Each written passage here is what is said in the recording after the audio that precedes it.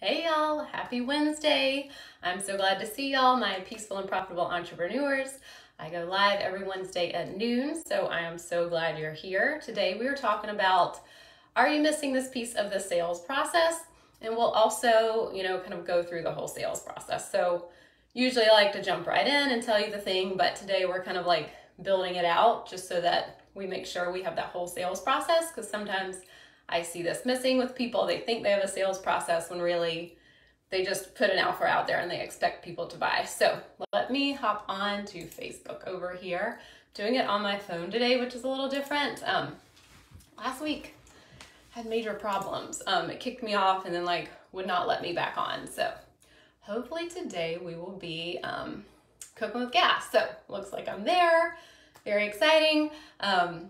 Let's see, housekeeping items. So if you jump on live and comment, you will be entered to win my 90-minute masterclass. It's called 4 Ways to Grow Your Business, and it's very robust. I'm very proud of it. It talks about practical things, it talks about energetic things, and it's just like a great foundation and what I use and go back to with clients all the time when we're talking about building businesses and growing revenue. And then, so yeah, leave a comment, you'll be entered to win that. And I think that's it for announcements. Let me see. Yeah, guess that's it. So we'll get started. So when I think about a sales process, it's all about relationship building. If you're here, you're probably not the Walmart or of whatever you do. Like if you're a service or you create a product, you are probably not the cheapest low price leader. And that's great. That's totally what we're here for. But if that's the case, it might take people a little longer to build a relationship with us, and the sales process really is all about building relationships. I was on a free call recently and she said, "This is so bad. I don't know where any of my clients come from. They're just all referrals." And I was like, well, that's really big deal. That's huge. And that's how I built the first 5 years of my business, was strictly through referrals and word of mouth stuff. And it's great, but it also does leave a little bit of uncertainty. So it's nice to have a sales process and have people at different points of the process at all times. So that's what we're gonna kind of walk through today. The process is all about starting, getting, and keeping the sale. And this is something I love supporting my clients on. We do intensives around this, and one-to-one, we're doing this work a lot. So it's just something that's really important to me. And a lot of people make themselves wrong because it is a process, and they feel like, something's wrong because someone has to talk to me a few times, or I have to put a lot of content out there, or I have to build this relationship or do all these things. And it's really nothing is wrong with that. That is totally normal. And just as someone who's offering a high quality kind of VIP white glove service, that's just to be expected, and totally normalize that. So please don't make yourself wrong. We kind of spin ourselves out and get this whole mindset thing of we're doing something wrong or we're missing it. And literally this is what everyone is doing. It's just when you get farther along and you have more people kind of in your sales process, you don't really think about it as much. So it doesn't seem as charged, or there's not a lot of meaning to it. But if you're just starting out, you're just working on getting fully booked, it can feel very intense and it can feel like you're doing something wrong. So just come back to neutral, stop, make sure you're not making yourself wrong.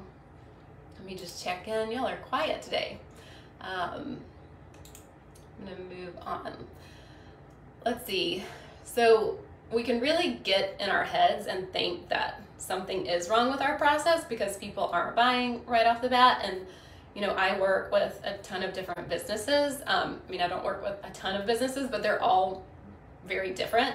And my own business. And so it's nice to see behind the scenes of all these businesses, that no matter, what kind of business it is, they kind of all have this process. And even with the product and service, or the product-based businesses I work with, they are more high-end. They're not just your cheapest of what they sell. They have very, some of them have very expensive products, and you don't buy them very often. And then some can be something you buy frequently, but it's still not the cheapest. It's still not the Hardee's or the McDonald's of what they do. So, I have this perspective with working with a lot of businesses, and that's just something that comes up a lot.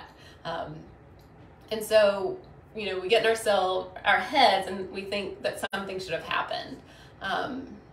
Let's see. Make sure I'm not missing anything before we really dive into the steps.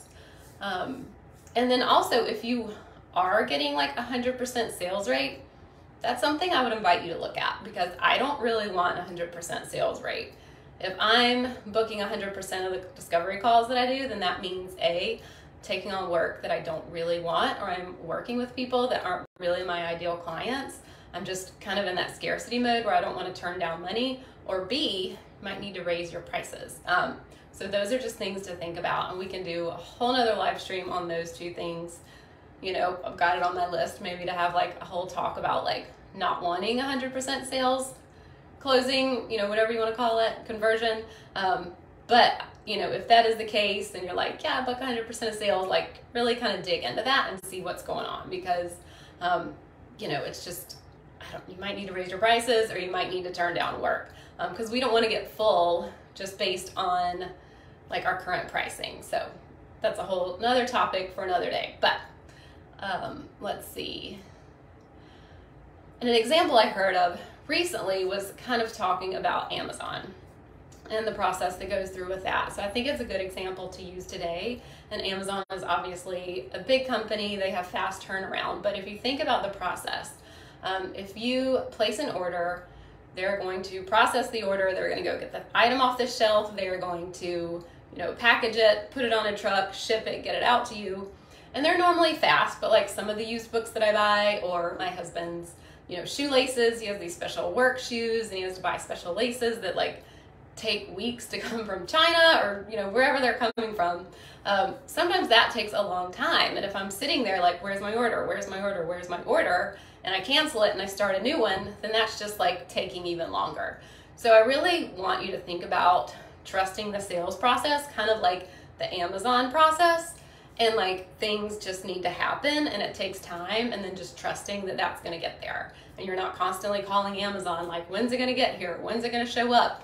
First of all, they're going to get annoyed, and second of all, if you cancel and start a new order, stuff popping up. Let me check and see if any comments. If you're on, say hello. Hi, Nicole, are you here? It's very exciting to be here today. So that was just kind of my Amazon example, and I think my job, is when I'm placing an Amazon order on my end, I need to just be patient and wait. Over time, there's always going to be a package showing up. You can trust the process. You know that it's going to show up. You don't have to like keep stopping and, starting that process over. So that's just kind of a little analogy that I like to use for the sales process. Hey, yeah, Nicole, happy to have you. Let me know if you have questions. I know we've talked about sales and processes and all that stuff. So this is just a really fun conversation to have. And if I get kicked off, I'm going to come back if I can, or Zoom and put it up here somehow. I don't know what happened last week. But let's dive in. So a lot of people think that they have a sales process, but just humor me and we're going to walk through the steps, because what I find that people are just trying to put something out there and then expecting people to buy right away. I'm totally for that and like open to that, but with our services that most of us provide, like that doesn't necessarily happen. So let's talk about, first, people need to be able to find you. I mean, it sounds so obvious, and it is, but they need to be able to see you. So making sure you're visible online consistently, and being your authentic self, because people can really pick up when you're not being your authentic self. And I think most of us are very heart-centered. We're really here to support people. We're really here to serve them and, just change their lives for the better. Like, I get hair standing up on my arms when I talk about that, because like it brings me happy tears working with my clients, because like they just do such amazing work. And so being our authentic self is what really sets us apart online. People can really pick that up and feel it. So, making sure that you have a visibility plan, making sure you have a content plan.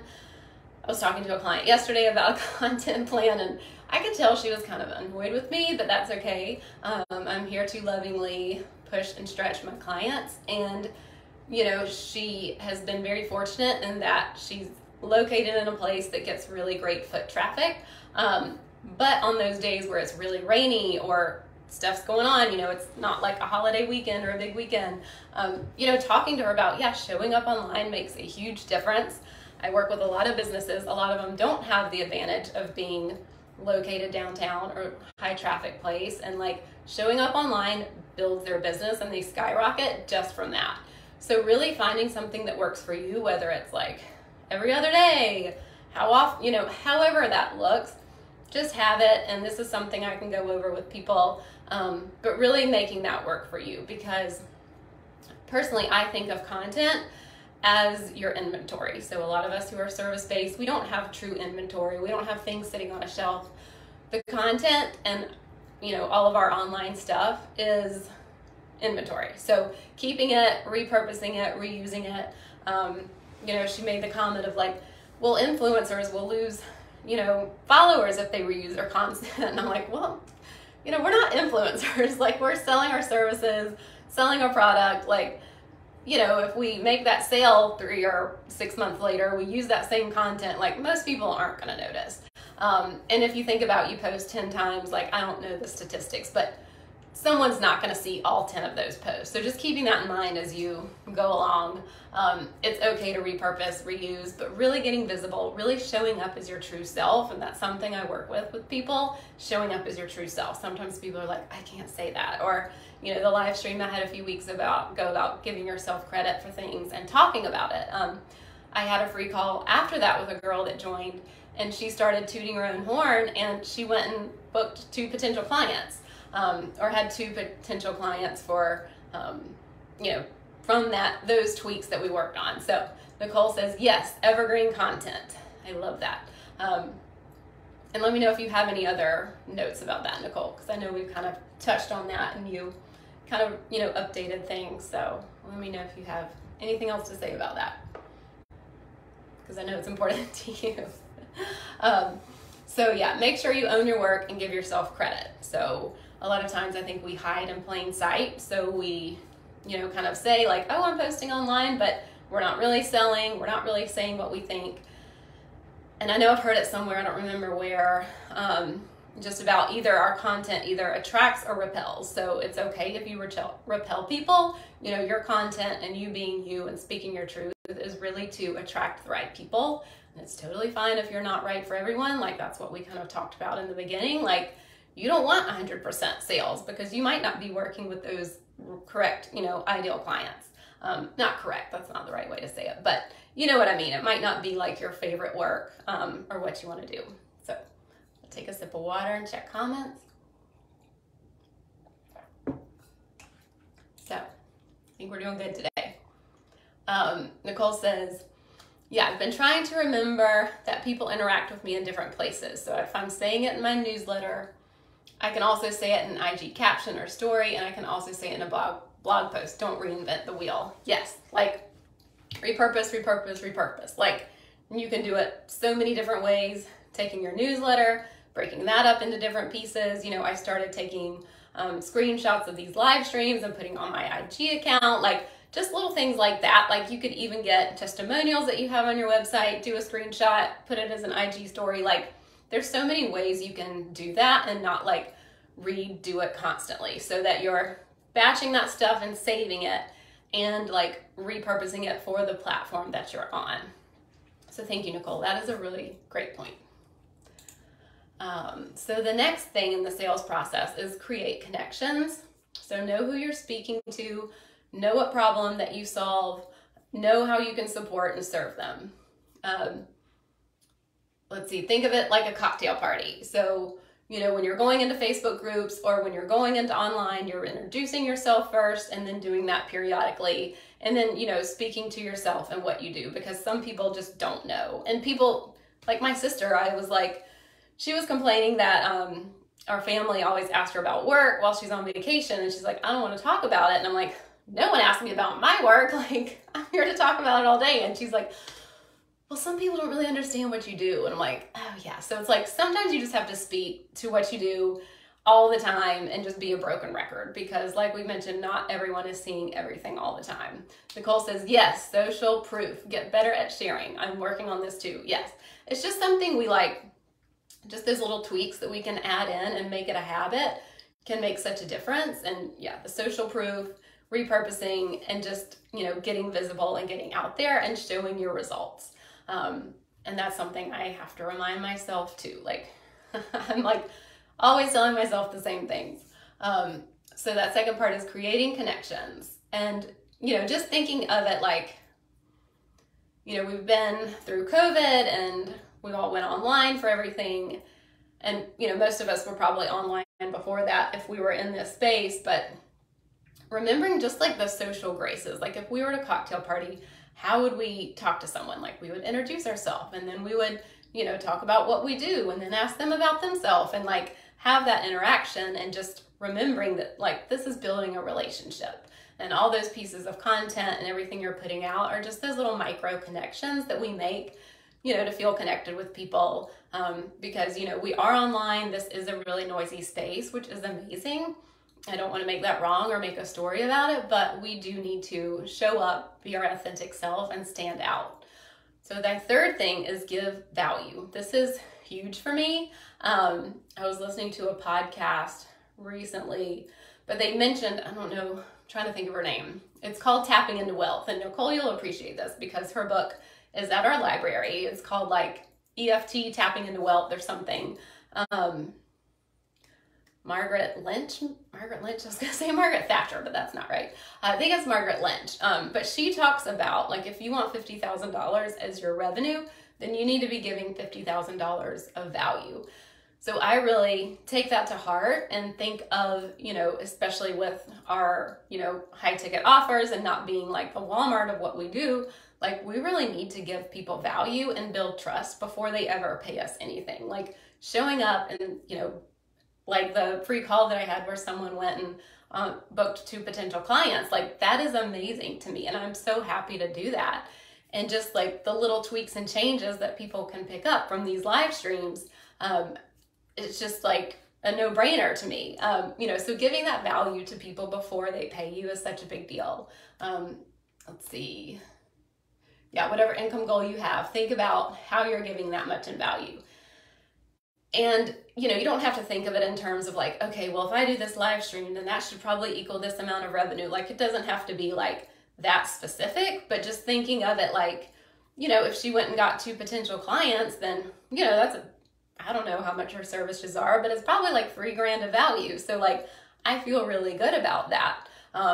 You know, thinking about like my 3 open spots that I have, I'm like, okay, well, you know, that's just kind of like that even exchange. So, you know, not feeling like, oh, I have these 3 open spots, but thinking about it like I give them so much value, like that's why they would work with me, is because like, yes, my services cost money, but like then they can turn around and go make way more than that working with me. So, you know, you got to do it for free before they're going to pay you. And I remember talking to someone about this recently, and we were about to do a live stream. I was going to be on her live stream.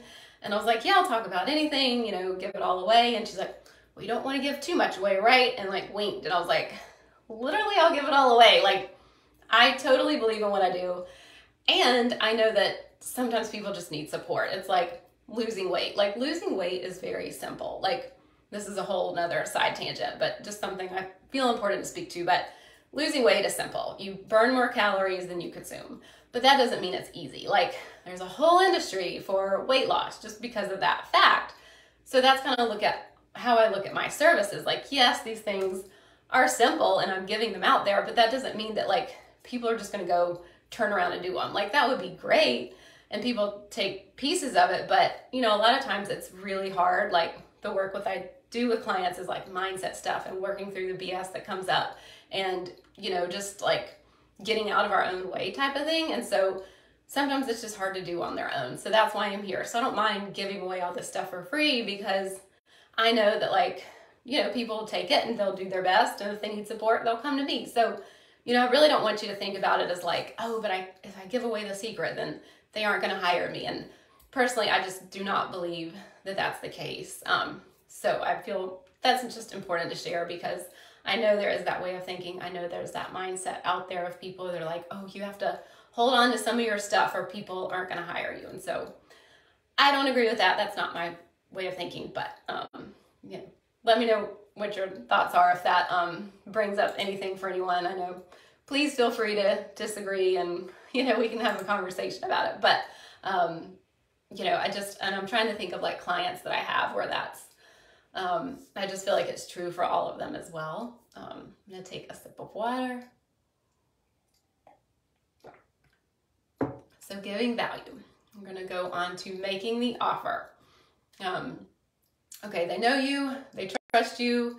Now it's the appropriate time to make the offer. You know, obviously they've raised their hand, and this is something we just need to spell out for them. If we're like very mysterious about what our, you know, packages are, or what our pricing is, or how you can get in touch with us, or what our website is, like if we make it confusing, then that's just making it harder on them. And so for a long time, I was hesitant to put prices on my website just because with the bookkeeping, it was so dependent on the services involved. Like just because one client had sales tax and, you know, 3 accounts to reconcile, like that could be totally different than another client in the same position. Like if they had a lot of personal stuff going through it, or if their sales tax was a huge pain in the rear to calculate. Like, so I just didn't like to put prices on there because it was just so dependent on what was going on. And so when I switched and, you know, offered the intensive and the one-to-one, it was like, okay, it's out there. Like it was very vulnerable feeling, you know, putting it all out there. And the bookkeeping is still like, well, we have to do an assessment about that. Like I still just can't be like, sure, blanket, you know, this amount, because I want our bookkeepers to get paid what they're worth. So, you know, that was just this whole feeling of, you know, putting it out there and really like, you know, drawing a line in the sand that this is where it is, how you can work with me.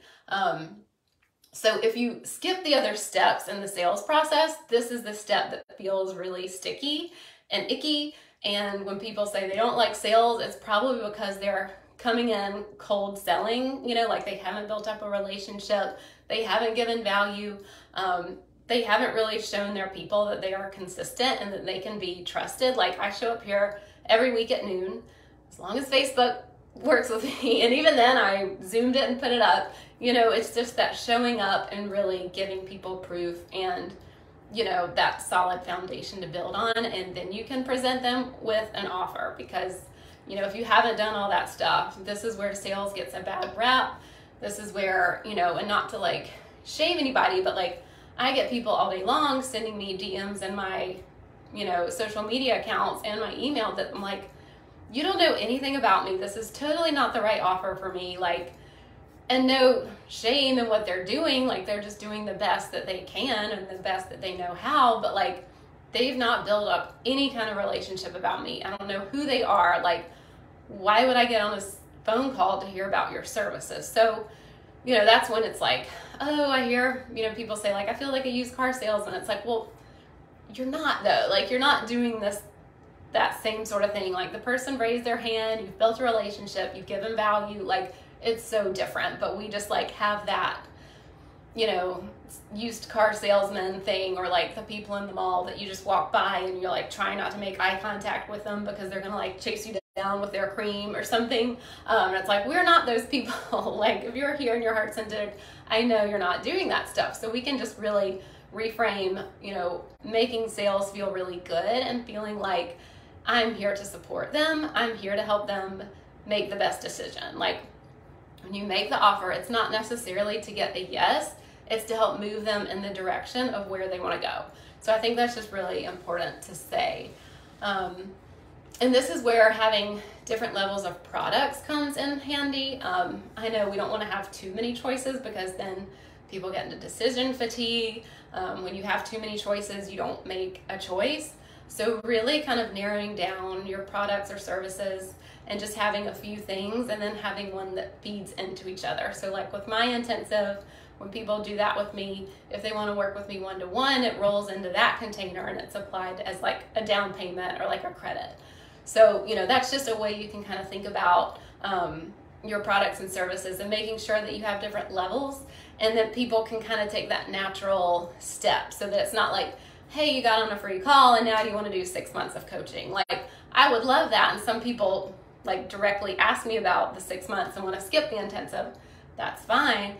But think about your product, like, okay, they've never worked with me before. Like, what's kind of an easy yes for them that kind of helps ease them into this relationship where I can show up and provide value at a lower price, a lower commitment, and then that can like move into another higher level relationship. So let me know if you have any questions about that. I love questions and like examples. So other than like my examples, like sometimes with my clients, like I'll share stuff, but I don't know, I don't have any to share for that one.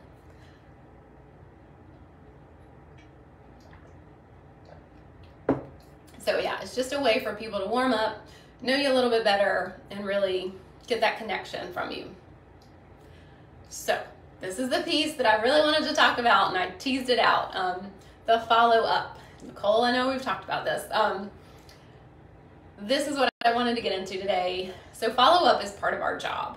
Just let's put that out there. Like, part of our job is follow-up. Let me give some statistics. I have my notes pulled up. So it's just part of the process and we need to normalize it. So I'm going to give you some statistics just to show you like how normal follow-up is and how much of our process we need to make it. So, and these are stats that like I just looked up. I didn't really look at the date. I know sometimes these change around. Yes, definitely thinking through the package piece. Yes, thank you. Because when we just create those little like steps, you know, like bum, bum, bum, it makes it easier for people to just feel like a natural progression as opposed to just like stepping blindly off a cliff and hoping that the bridge forms underneath them. Like, I don't know if that makes sense, but in my mind, I'm definitely working with other people and getting that free value first and then taking those baby steps to work with them. And with my coach, I just kind of jumped right in. Like, I liked her free stuff and then just like went for it because I knew I was ready. But I know like with other people or other things, like, yeah, having those packages and kind of the building to really build that relationship and baby steps. So the stats for follow-up, 60% of customers say no 4 times before saying yes. So that to me is wild. Like 60% say no 4 times before they say yes. 80% of sales require 5 follow-up calls. This is why I always tell people 3 to 5. And I'm saying like, okay, go for 5. Like if it's really uncomfortable and you're really not excited about it, start with 3, that's better than nothing, but definitely lean more towards the 5. You know, I always tell people like, you're talking to empowered adults, they're really not interested, they will just tell you. And you know, figuring out follow-up that feels good. So I'm going to kind of backtrack back to where I was in my notes, but we really want to make things easy for people. And, you know, like I know Nicole and I have talked about, like, we work with like busy moms, like they're tired, they're busy, their wives, they're, you know, just daughters and sisters, and like they're so busy. And so if we could just make their day easier, like I have a new client that's she already did a deposit, we're gonna start in a few months. She's a mom, has multiple children, multiple locations for her business, but like we're onboarding her now.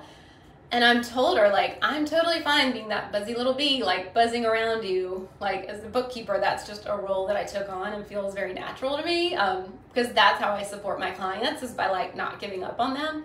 And so I really want you to think about like, that's how you support your potential clients, is not giving up on them. Like showing them that like, yes, they're a big yes for you, because it feels so good to be picked. It feels so good to know that someone wants to work with you, I mean, in my opinion. And so to let people know that you're really excited about it, following up with them, like you're staying in it, you know, and they can tell you no, but just, it's almost like caring, you know, like showing them that you care, like that you really enjoyed their call, you really enjoyed working with them, and just showing them that piece of the follow-up that like, yeah, it's not really the easiest thing to like send you another email or, you know, whatever, but like, you know, that's what it takes to help you make a decision to move you towards what you want, which again is not necessarily a yes for you, but like understanding what they want, what they need. And if it's not you, then fine, but like being that person to like be with them through the journey.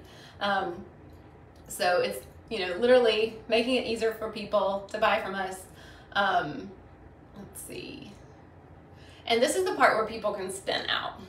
This is like kind of a major brain, I'm not going to say the F word, but brain F, you know, really messes people up.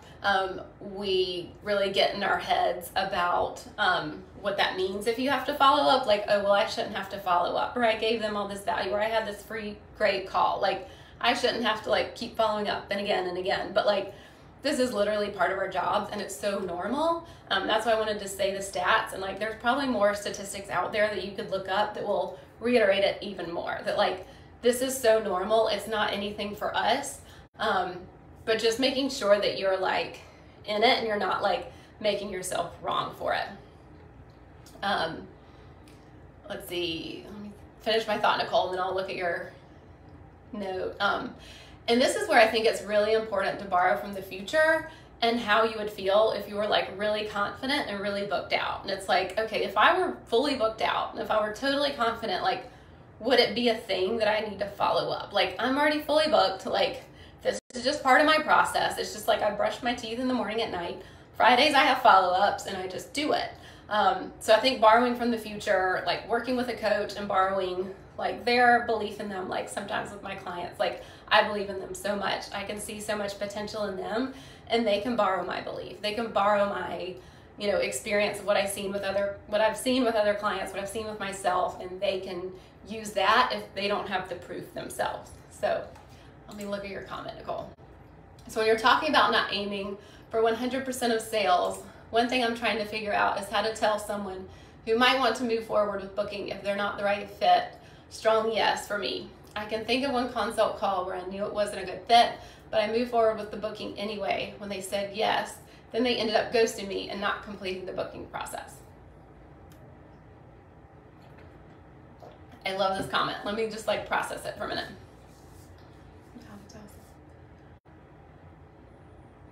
Okay, so basically they seem interested.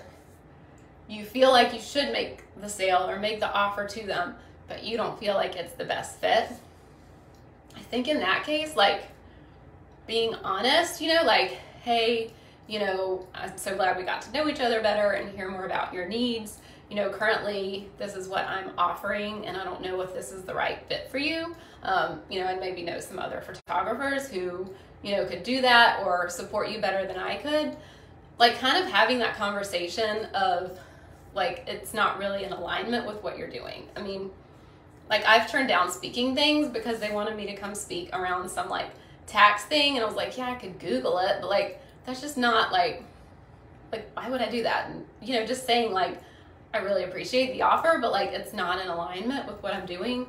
So I don't know, Nicole, does that feel like something that would be helpful, or you're like, that still feels, I don't know, let me know. I mean, obviously I just like, I'm like an open book when I talk to people. And I think too, like saying what's on your mind is really important, because I feel like people can kind of pick up on that if you're saying what you're really thinking. I mean, obviously you're not saying like everything that comes to your mind, like, you know, word vomit, but like if you're, and that's what coaching is like so powerful. Like if I'm thinking something but don't say it, then I'm really not helping my client or free call or potential client. And so I think saying those things, like I've just learned that I think people pick up on that. But okay, that totally makes sense. I'm glad. And you know, if it's just how you can say it in a way that's just true, but like just saying that like you wouldn't be the person to support them because of XYZ, and you know, helping them, you know, it's hard if you don't know someone to send them to, but just giving them whatever resources that you have, and just saying, you know, if I ever change my services or if this ever opens up and seems like a good fit, then I'll definitely call you or whatever. You know, so you're not like totally closing the door, but just being honest about what your services are, because I know you're kind of like niching down a little bit. So really just like letting them know that. And then if that situation occurred in the future, like you would definitely have their number and get in touch with them. don't know if that's applicable because I know you work with people at very specific times in their life, but you know, it's kind of the best we can do, and you know, hopefully that all works out. You know, I feel like when you're honest, it just, people appreciate it and move on. We think about it probably way more than they do, if that makes sense. So, you know, borrowing that confidence if you were fully booked out, and just always reminding ourselves, like, okay, if it's not this client, then it's the next. Like, when we have a sales process that has multiple people along it at different points, then like the follow-up doesn't have to become a thing. It's not a thing if they don't, you know, are a yes the first time. Like, we have all these people coming through, and just thinking about like, okay, if it's not this person, it's someone else. Like, I still have this, you know, system coming. It's like this Amazon process of like, okay, I've ordered something, it's processing, it's on the way, like I can trust and believe. And knowing that it's okay to have negative thoughts, like, we're all human. Like, it's okay to have doubts. It's okay to have, you know, just those days where we're just like, nothing is working. Like, I totally get it. But not staying in that place and trying to come out, you know, a little bit faster each time that we have those thoughts. So if you're popping on, I know some people are joining us, just say hello. Let me know if you have questions or comments. What I was talking about is when you do have a negative thought, really using that to work for you. You know, usually thoughts or feelings, I guess their time limit, or they usually last like 10 minutes. If we really sit and like feel them, from what I've heard, I didn't come up with this, but what I've heard and read is that a feeling has about a 10-minute shelf life if we just let ourselves work through it. So if you're having one of those days where you're like, it's not working, like no one's biting, I'm sending out the ships, they're not coming back, you know, whatever analogy you want to use, but just like sitting down and journaling, getting back to neutral, and just seeing that like, this is a process. Like, and when we start a sales process or we start a new strategy, like that takes time. Like, I mean, like 3 to 6 months is what I always say. Like, that's why my one-to-one is 6 months, because like, you know, when it used to be shorter, I think I would let people do 3 or 4 months. Like, they were just in such a rush to get everything done, and it's like we didn't have time to like implement the strategy, twist it and tweak it and refine it along the way, and make sure that it was a well-oiled machine. Like, that's just reality. And if you think about like the grand scheme of things, like 6 months is nothing. Like, say that it does, worst case scenario, take like 6 months for your sales process, like everything you've implemented to really kind of get like, it's like this locomotive. It's like, I think I can, I think I can, I think I can, you know, it's like that book we read all the time. It's getting momentum, it's getting up steam, and just letting that work, you know, keep staying in it. I think it's just so powerful. And so when you have those days where it doesn't feel like it's working, just remembering it's normal to take this long, it's normal to take time. As you're building that momentum, you'll eventually get to that like pop, blow up in a good way, blow up your business in a good way, because it'll all just kind of work. So when you're having those days, like borrow from someone else, you know, borrow from your coach, borrow from whoever, that like, I'm in it for the long haul. And 6 months is really not very long. Like, I've been in business like 7 years now. 6 months is nothing, you know? So understanding like, even if it does take 6 months to set this up, test it and tweak it, refine it, like it's still just like a drop in the bucket. Like, we want our businesses here supporting us for years and years. So if it takes that long to like set everything up and kind of get people in and building relationships, like just being totally there for it, feeling the frustration, letting it come out. I love to do some rage on the page. What's her name? Gabby Bernstein came up with that. I love saying that, but she's the one that said rage on the page. And then like, I'll rage on the page, get all of my frustrations out, and then just like move around, do whatever, you know, shake it out. Just whatever to get those feelings processed and move through. Like, last Friday was just kind of a frustrating day, and I had a like yoga class midday, and it turned out to be exactly what I needed. Like, even at the beginning of the class, what she said was just so applicable to my life, and just like, you know, like, I don't know, it just touched me in a way that was perfect. And so I was just like, I'm so glad I came to this class. Like, I was grumpy, like, you know, and then it just turned everything around for me. So whatever you need to do, like, you have those feelings. They're normal. We're human. We can't take away the human experience of being a business owner, of owning a business, and everything that comes along with it, especially when we're service providers and people are buying our services. Like, it feels so personal. It's like the best lesson in personal development. And I just say that to like normalize that frustration, you know, is totally normal. It's just what you do with it that makes all the difference. And then also like just going to like urgency. Sometimes I've really seen people have a sense of urgency around sales, especially like if I've like interviewing VAs or something, like I can just see, like I pick up on the energy from them. Like just did this process recently, and you can just feel the urgency from some people. And you know, just to kind of call this out, but like it's not our clients or our potential clients, like they don't need to worry about paying our bills. Like that's not their job. Like it's not what they're here for. Like they're here to receive a service. So us feeling like, oh, I need this income, oh, I need to pay my bills, like that's not their problem. So when we bring that urgency, it really makes us show up in a weird way. Microwave versus crock pot mindset. Yes, Nicole, thank you. Never heard that before. I like that. Having that crock pot mindset versus microwave. But yeah, if we're having that urgency, we just kind of show up really weird. If we have that microwave mindset and we're just like, bam, okay, why didn't it happen? Why haven't you bought from us? You know, it makes us show up and we just get weird. So it's just really staying neutral in the process and knowing that the sales and the clients are on the way. So that was kind of my last piece about that. So any questions about follow-up? That's really, you know, why I was here today and really wanted to talk through this. Because it's such a big thing. It's the spot where people spin out. Like people are like, okay, I'm good with content. I'm good with connecting. I'm good with making the sale, but like follow-up stuff, like, I mean, if they didn't say yes, then I don't want to bother them. Or I shouldn't, you know, not like, oh, I shouldn't have to follow up like in this entitled way, just in this like, our brain thinks that something's wrong. And our brain is very funny and loves to play tricks on us. And you can just say, oh, you're a funny brain, but like, this is literally the process. Like on Fridays, I follow up. Like, this is what happens. This is like part of the deal. Everyone has to do this. And, you know, just reminding yourself. So hope that's been helpful. Anything else around this? Let's see. And then, yeah, just creating a system with follow-ups that feels good to you, that doesn't feel slimy or whatever, you know, just coming up with those emails that are personalized and just, you know, connecting with people. And then if you aren't following up, figuring out why, like digging into what's holding you back, dig deep and get answers. Like this is a place where like it's great to have someone do like work on it with, because you can really kind of like not be afraid to go through what's coming up.